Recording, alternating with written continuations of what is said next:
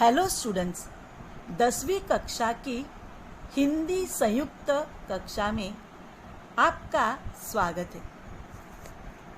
बच्चों, बरसात का मौसम लगभग शुरू हो ही गया है। बारिश की टप टप गिरती बूंदें, मिट्टी की खुशबू, रंग बिरंगी फूल, इस प्रकार वातावरण में कई बदलाव आने लगे हैं।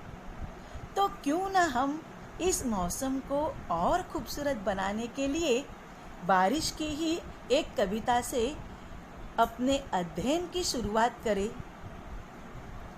आज हम कविता पहली सोंधी सुगंध पढ़ने वाले हैं, जिसके कवि है डॉक्टर कृपाशंकर शर्मा। कवि का जन्म 1949 में उत्तर प्रदेश में हुआ। गीत, गज़ल, कविताएं, दोहे आदि उनके लेखन की विशेषताएं हैं। सोंधी सुगंध इस कविता में कवि ने वर्षा ऋतु का वर्णन किया है। वर्षा में प्रकृति के विविध रूपों, पेड़ पौधों, नदी, तालाब आदि में होने वाले परिवर्तनों का सजीव एवं मनोहारी वर्णन कवि ने किया है। तो आइए अब हम कविता पठन करते हैं। सोंधी सुगंध कवि कृपाशंकर शर्मा उर्फ अचूक। सोंधी सोंधी सी सुगंध माटी से बोली, सोंधी सोंधी सी सुगंध माटी से बोली, बादल बरस गया धरती ने आँख खोली, चारों ओर हुई हरियाली कहे मयूरा, सदियों का जो सपना है हो जाए पूरा, एक यहाँ पर नहीं अकेला होगी टोली, एक यहाँ पर नहीं अकेला होगी टोली, सोंधी सोंधी सी सुगंध माटी से बोली। अभी इन पंक्तियों का अर्थ हम समझ लेंगे। सोंधी अर्थात सुगंधित, बारिश की बूंदें धरती पर गिरने से उससे जो खुशबू महकती है वह मिट्टी से बात कर रही है। क्या बात कर रही है? बादल बरस गया है। बरसात शुरू होने से धरती ने आँख खोली है, अर्थात धरती उपजाऊ हो गई है। कवि आगे कहते हैं, चारों ओर हुई हरियाली कहे मयूरा। वर्षा ऋतु शुरू होने से मयूर यानी मोर प्रसन्न होकर कहता है कि चारों ओर हरियाली हुई है। और आगे वह कहता है, सदियों का जो सपना है हो जाए पूरा। वातावरण रोमांचक हो गया है, इसलिए अब हमने जो कई वर्षों से सपना देखा था वह पूरा होने वाला है। अब सभी वन्य पशु पक्षी एक साथ, अकेला कोई नहीं रहेगा, सब टोली में रहेंगे, अर्थात समूह में रहेंगे। इस प्रकार कवि ने इन पंक्तियों में धरती की खुशबू मिट्टी से बात कर रही है, यह कल्पना यहाँ पर प्रतीत की है। अब इन छंद में आए शब्दों पर, शब्दार्थों पर हम नजर डालेंगे।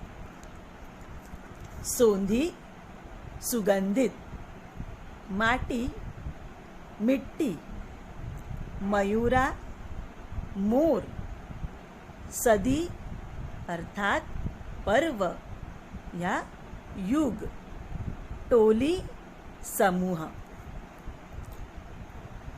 आगे कवि कहते हैं,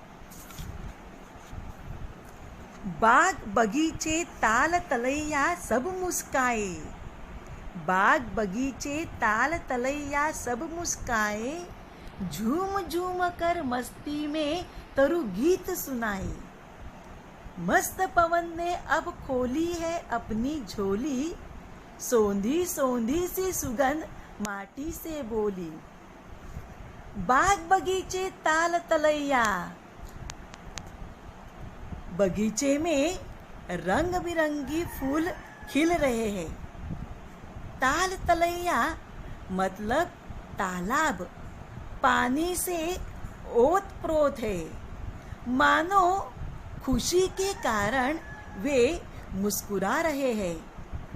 आगे कवि कहते हैं, मस्त पवन ने अब खोली है अपनी झोली, झूमना अर्थात डोलना।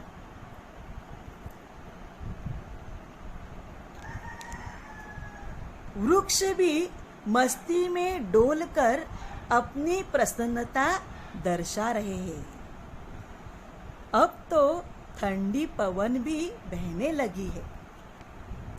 इस प्रकार कवि प्राकृतिक घटकों की खुशी यहाँ पर दर्शा रहे। अब हम दूसरे छंद के कठिन शब्दों पर नजर डालेंगे। ताल तलैया अर्थात तालाब, पवन हवा, मुस्काना स्मित हास्य, तरु वृक्ष। अब हम अगला छंद पढ़ते हैं। सागर का जो था मंसूबा सफल हो गया, सागर का जो था मंसूबा सफल हो गया, खुशियों की दुनिया में आकर स्वयं हो गया। धरती ने श्रृंगार किया फिर माथे रोली, सोंधी सोंधी सी सुगंध माटी से बोली। सागर का जो था मंसूबा सफल हो गया। सागर का मंसूबा अर्थात विचार, सागर के जो विचार थे वह पूरे हो गए। सागर में ऊंची ऊंची लहरें उछलने लगी है। उन लहरों में नई उमंग दिखाई दे रही है, मानो वह भी अपनी खुशी प्रकट कर रहा है। तथा कवि आगे कहते हैं, धरती ने श्रृंगार किया फिर माथे रोली। धरती का भी रूप बदला बदला सा नजर आ रहा है।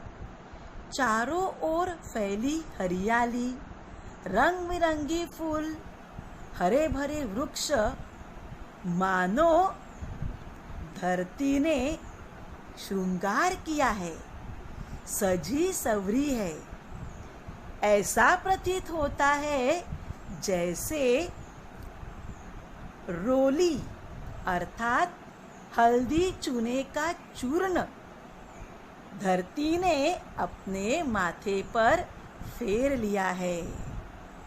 इस प्रकार धरती की सुंदरता इन पंक्तियों में प्रकट हो रही है। अब इस छंद के कठिन शब्दों पर हम नजर डालेंगे। मंसूबा अर्थात विचार या इरादा, सफल होना, पूर्ण होना, श्रृंगार करना, सजना, संवरना। आगे कवि कहते हैं,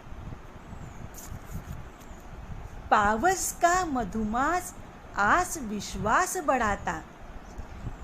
पावस का मधुमास आस विश्वास बढ़ाता, नतमस्तक होकर अचूक पदपुष्प चढ़ाता। सदा सदा से चलती आई हंसी ठिठोली, सोंधी सोंधी सी सुगंध माटी से बोली। वसंत ऋतु में वृक्षों पर नई पत्तियां नजर आती है।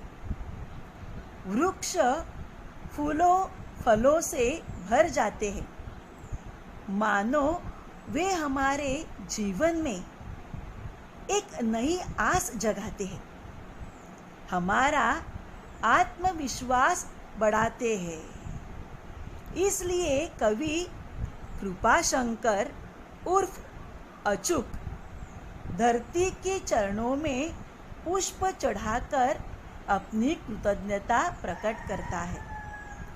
इस प्रकार कवि वर्षा ऋतु के कारण पर्यावरण में हुए बदलाव को दर्शाते हुए प्राकृतिक घटकों की प्रसन्नता प्रकट करते हैं। अब इस छंद में आए कठिन शब्द हम देखेंगे।